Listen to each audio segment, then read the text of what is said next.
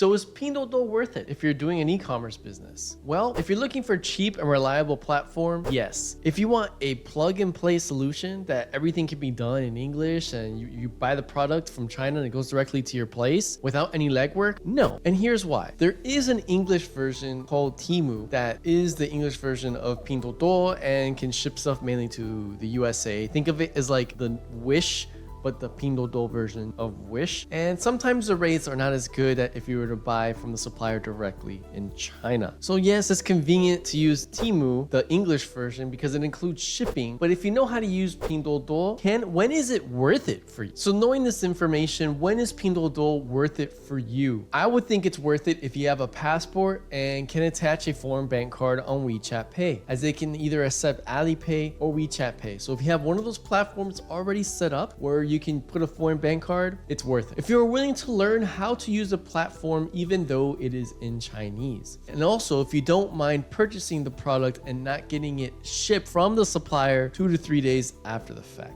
So when you buy something on Pinduoduo, let's say you have something of interest, there's two prices usually. Think of this as like a social buying platform. There's the price that if you were to buy it right now, you would get no discount. And then there's another price that says it will link you up with a friend, or you can push this product to a friend. And usually those are quite discounted. So what Pinduoduo does is if you want the cheapest pricing, yes, you pay first, but you don't get the product shipped until it finds someone else in the platform that wants that same product for the same price. So think of it as like a minimum order quantity for each of the products you buy, but you don't have to deal with finding someone to be able to reach that minimum order quantity. So if you just want to buy one, the platform will find 2 or 3 other people that also want to buy that same product and will do a group purchase together. This is what we call social buying. Instead of one person buying, multiple people are buying at the same time. So if you don't mind having that extra wait while the platform looks for somebody, where in most cases it's pretty quick, then yes, this is worth it for you. If you also have a shipping agent or warehouse to check the goods before shipping it overseas to see if there are any problems that you can deal with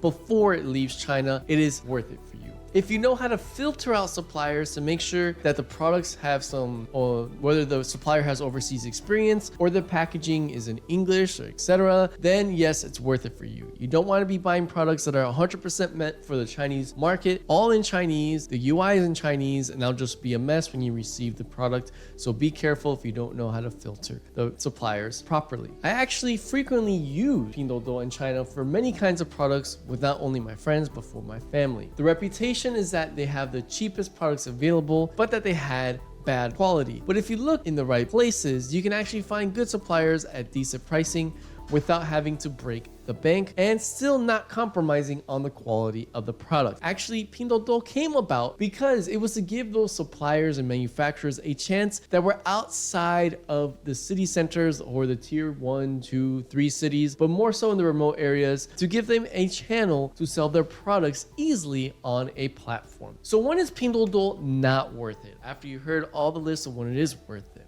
If you have trouble finding methods paying Chinese suppliers directly, as I mentioned, if you don't have Alipay, if you don't have WeChat Pay, or if you don't have someone like our service that can help you pay Chinese suppliers directly, it's not worth it. If you do not have a passport, you cannot go through a lot of this authentication process, and by that means it's not worth it. If you have no patience to learn how to use a platform, although it's all in Chinese, once you learn how to use it once or twice for a couple products, it works great. If you expect shipping to be complete inside of the platform on Pinduoduo, unlike Taobao that does have some channels to ship products directly overseas from China, Pinduoduo does not. So you need a freight forwarder or some kind of a shipping agent to help you ship the products from China to wherever destination you want to go outside of China. And if you don't have these contacts, Pinduoduo is not worth it. If you're not familiar with the refunds and the returns process on Pinduoduo, you can get scammed, especially if the supplier knows that you are shipping the product overseas. They may take advantage of you. So if you don't know how to handle these situations,